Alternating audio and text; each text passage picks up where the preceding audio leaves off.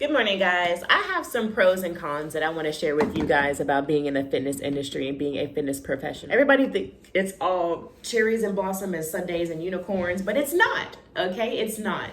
And this is my time to share with you the truth, the honest truth, nothing but the truth, so help me God, the pros and the cons of being a fitness entrepreneur.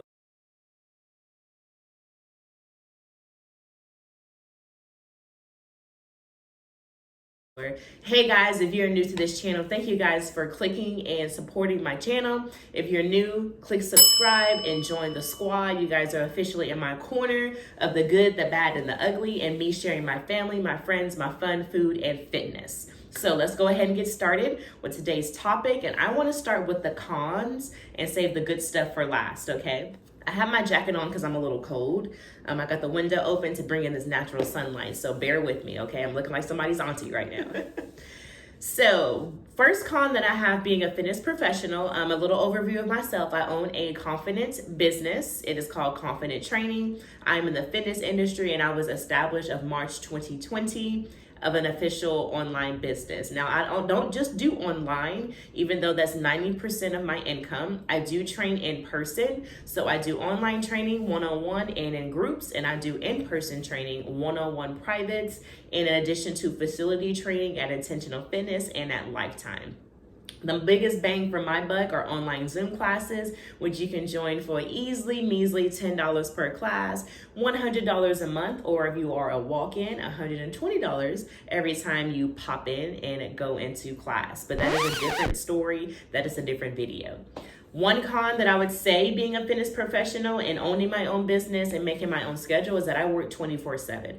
I don't clock in at 8 and I don't clock out at 7 and I don't have to worry about it anymore. Everyone is a potential client, so I'm always on guard and always ready for the next potential person to kind of talk about myself and talk about my business. So there's never really a turnoff when it comes to my business, and that's the con of it, because I can't always relax even when I'm on vacation. I walk around nice and lean and ripped and fit. People ask me what I do, and that kind of breaks the ice into talking about my business and hopefully making this person that I'm talking to a potential client. Waiting for clients' responses to actually start their process. I am not the pusher. I am not the nagger. If you are a client of mine or have ever worked with me in the past, you know I will never bother you every single day asking you, hey, are you ready to start training? Hey, I texted you a couple of days ago. You haven't answered me yet. When are you going to send me your Cash App payment? When are you ready to start? Do not do that, because I know fitness has to be coming from the inside.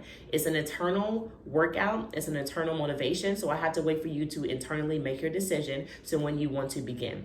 I literally got followed by someone for about a year or two about actually being an ambassador for something. So that took a lot of patience on their part. So I understand where they're coming from. People aren't always financially ready, mentally ready, emotional ready, whatever the space may be. Give that person that time. But that also falls as a con, because if I'm trying to pay something or get something taken care of, their payment may just be the hump that I need to get over, but I can't rush them because I won't be able to retain them. If you push somebody into something when they're not ready, it's a bigger chance that they're going to fall off a lot sooner and quicker than you think. So I'm a very patient person, but the patience does cost me. Third one are new ways to market. There's always something different to do. I find this as a con, because every time there's a new way to market, that just means more money out of my pocket to hop onto that bandwagon, whether it is Reels, whether it's Google ads, whether it's Facebook ads or Instagram promotions that cost me. And even though it can be written off on my taxes, now that I know that,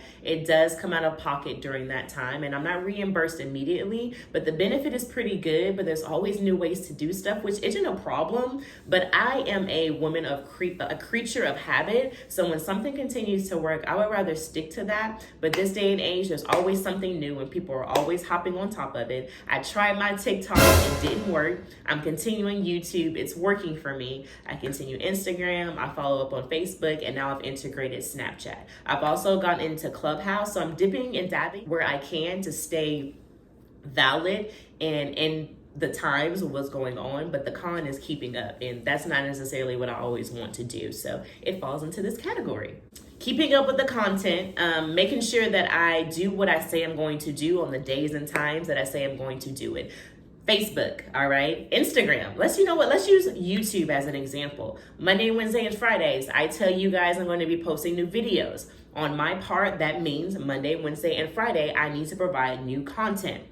That is a hassle, that is a con, but it's not really a con. It's just me keeping my promise, and it just falls under con because it takes so much work, so much time. I edit my own videos, I create my own campaigns and my promotions. There's no one doing any job for me. I am the woman doing everything behind the scenes, making everything happen at a specific time for a specific cost for myself.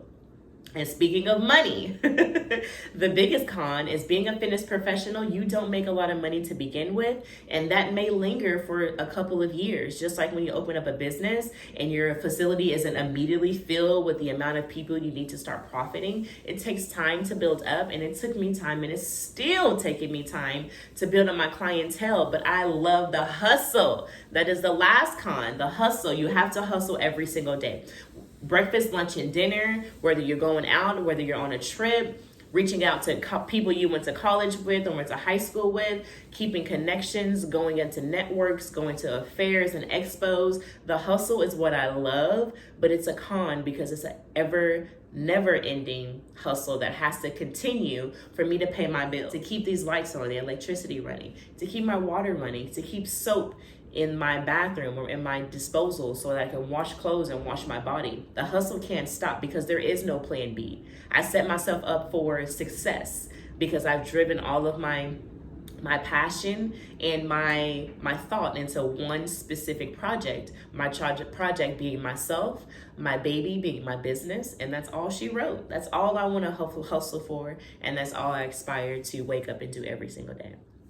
Now that we knocked out the negatives, I don't think they're too negative. I just think it's like me speaking honestly about being a fitness professional and an entrepreneur, period. But the pros that I would say to this is I get to make my own schedule and I get to set my own pay. And what I mean by my own schedule is that if I don't want to wake up at 5 a.m. to train someone, that's my prerogative. I don't have to. If I want to end phone conversations or one-on-one fitness consultations at 7 p.m. instead of 9 p.m., I can choose to do that. Also, as an entrepreneur, I have to make sure that I fill those gaps in where I can, and I'm more attentive to clients, because you don't want to be that person who has a very small window of flexibility, because that dims down a lot of potential that you may have with potential clients. Because believe it or not, 80% of Americans work a 9 to 5. And if I'm not open during lunch for conversation, what time are they going to be able to talk to me? Because when they get off of work, they have children to tend to, they're tired at the end of the day. So I have to take in consideration a lot of those things when I make my schedule. My schedule also reflects my pay. I can set my own prices and I have to be reasonable versus labor, how much I come out of pocket, the time spent doing it, and just my value. I know my value. My changes do not go up, down, unless there's a discount. The second pro would possibly be the results and the testimonials that I get from my amazing supermen and my amazing superwomen. I live to inspire, and I live for your feedback, your positive and your negative criticism, knowing that you trusted me with your process, and you picked your journey and you knocked out the hard work. The testimonials and the reviews make me feel so good, and it just reminds me why I wake up and do what I do. Another pro would be I've always wanted to be an aspiring entrepreneur. As you've heard me say before, I'm a bird and I can't fly in a cage.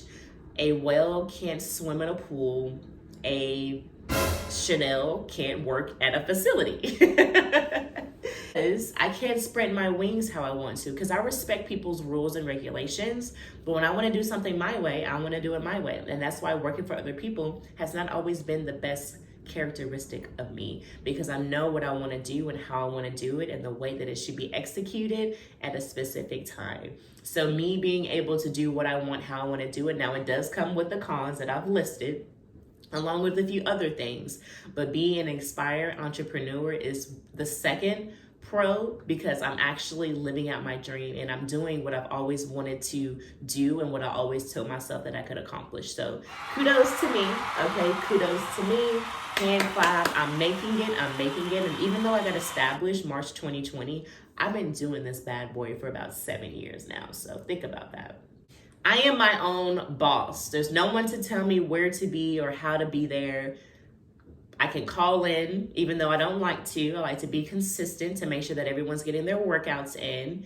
I can do my job from anywhere. For example, I was in Mexico in December. I pre-programmed the 3 classes. I took care of the ladies. I answered my questions and I enjoyed myself. I am my own boss. Isn't that something to say? I'm my own boss. It does come with a lot of stuff, but if you can juggle it and if you have good time management, organization, and passion, you can do anything you set your mind to. That basically sums up all my recent pros and cons of being a fitness entrepreneur. If you are an aspiring fitness entrepreneur, please make sure you answer these questions to yourself. Why are you doing it? How are you going to do it? And what is your target audience? You have to be consistent with something. If you're going to go do something freelance, give yourself a time frame to see how long you can push it out. For example, if you want to be a fitness professional and you want to quit your job, give yourself 6 months to create a business plan, create a new page, create new content, and just set yourself up for the best thing, because you can't want something and not create a professional foundation for your clients to come to you and want to work with you. 6 months will also get you ready and have you basically see if this is something that you were just thinking that you wanted to do or something that you actually want to do. Just like with YouTube, I wanted to get over the 35 video hump because I watched a lot of videos that said after 35 videos, a lot of people quit. So that is your deadline, 6 months, whatever it is you want to entrepreneur into, whether it's interior decorating, babysitting, dog walking, fitness training, whatever the case may be, set a goal and go full steam ahead and give it your all. If you're still doing it after 6 months, I would consider getting your LLC or your S corporation and going for it big time, guys. Again, thank you guys for joining me. I really look forward to the next video because I believe the next video coming up in a couple of weeks, I'm going to be doing a bikini rating. Yes, it's about that time. I'm getting my body ready for the next 2 weeks. We do have a trip coming up and I want to flaunt my results and also show you some bikinis that I'm going to be purchasing. So stay tuned for that. Please like, share, and comment down in the comment box. And until next time, guys, thank you for the support. Thank you for being in my corner, and I'll see you guys next time. Mwah.